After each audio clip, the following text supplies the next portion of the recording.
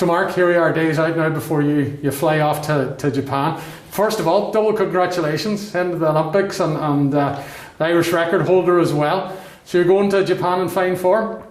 Yeah, thankfully got the standard at the 11th hour, so I'll go home now for Tokyo. Yeah. Listen, maybe you might be able to explain to us what was that situation like, because the amount of cities that you went in, the amount of races that you competed in such a short period of time, like that's a pressure environment for you, and particularly all the travelling that you had to do. Yeah, no, it was quite nerve-wracking, and as I was just saying in the previous interview, I probably gave lots of people an absolute pain on the backside of this, all the requests I was putting in to try to get into races here and there, but thankfully it worked out in the end.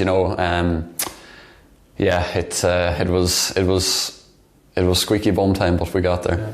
Were you confident you could get it, or were you worried that you might not get the standard? Because we all knew that you had to reach the standard if you were going to go, because the ranking wouldn't be good enough. No, I knew I was capable of getting it, because when I ran 1:45.7 in Sweden, I beat Andreas Kramer from Sweden in that race, and he's a 1:45.0 guy, pretty much consistently. I think he ran it there last week as well. So I knew I was in 1:44 shape, but I just knew I needed the right conditions. It's all about conditions. 800 metre run is all about conditions. So I needed the right temperature, right fellas to lead out the race, and I needed the pressure as well. I think I responded to pressure a little bit. I was talking to Brian Murphy, he's an ex 400 metre athlete there, chatting to him before the race, and he was saying, "Oh, you need the pressure to perform," and thankfully it worked out in the end. Yeah. Were you maybe nervous about tiredness, fatigue, possibly, because there was a lot in there? So yeah. I know Patsy was worried about it. No, I know I was worrying my family and my friends and everything as well, but I was personally worried about that too. But I just kind of told myself that if I get to Tokyo and I get out there and get through the heats, I'd need to be able to reproduce it in the semi-final anyway if I was to do anything. So that was kind of the mindset I brought in, and thankfully it worked out. Did you know you had to beat the record as well, did it?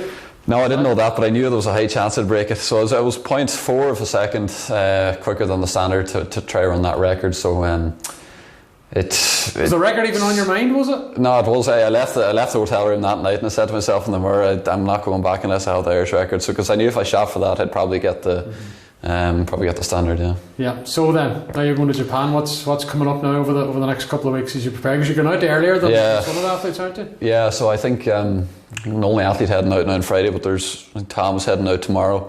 So no, I have no races planned, but I'll probably do some sort of a time trial. Out there in the holding camp anyway, something like a 600 metre time trial or whatever. There might be a race lined up as well. I'm not sure what the plan is, but I'll talk to my coach about that.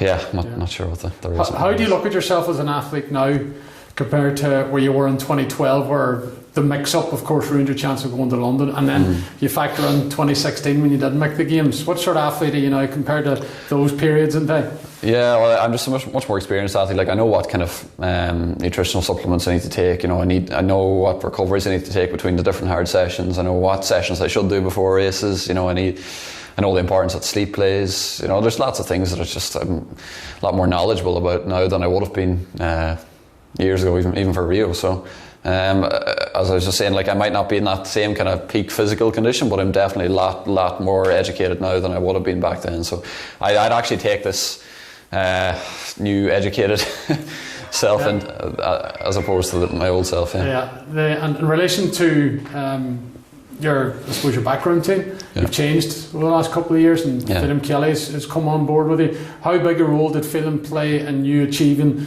what you did over the last number of weeks? No, Phelim's role's been huge. Like, he's that whole group down there, the Dublin Track Club.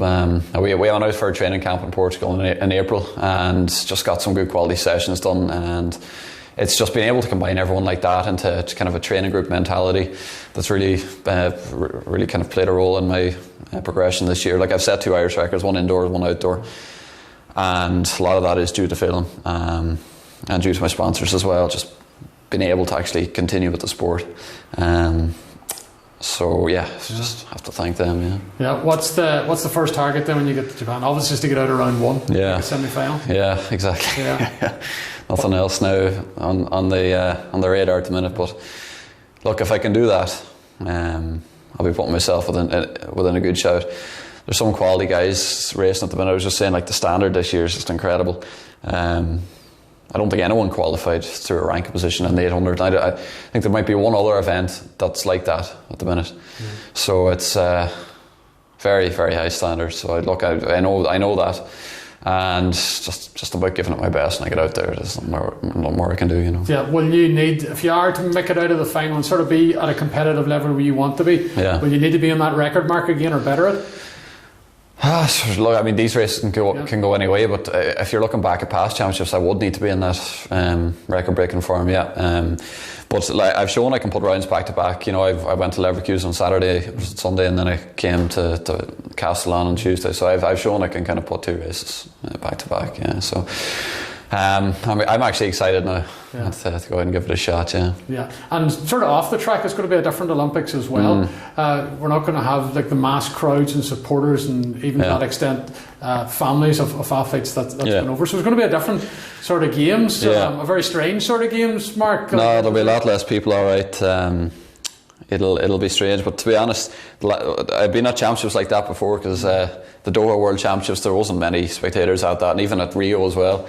For my races, there weren't many spectators, so I'm actually used to competing at big events without massive crowds. So I'm looking forward to it. Yeah, means a lot to you, doesn't it? It does mean a lot. Yeah, no, I tried hard to get that time. So massive relief when I got it. Massive relief. Yeah. Okay, well that's all we can do now here at Highland is wish you the very best luck with Tokyo. We'll be Thanks very much. I appreciate it. Thanks for talking to us, Mark. Thanks.